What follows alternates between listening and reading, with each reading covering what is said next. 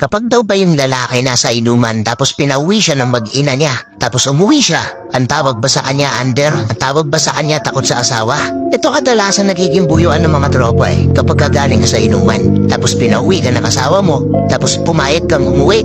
Sasabihin sa'yo ng mga kainuman mo, ano ba yan? Under ka ba?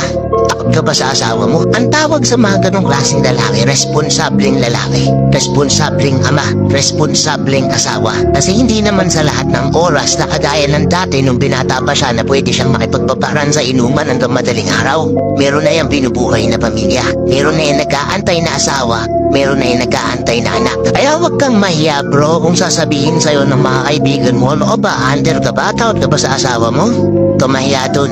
Hindi nakakahiya yun. Pinapakita mo lang sa kanila na responsable kang lalaki. Kaya kayo mga madam, tatanungin ko kayo, responsable ng lalaki ba yung napangasawa nyo? Comment nyo nga dito. Let's go.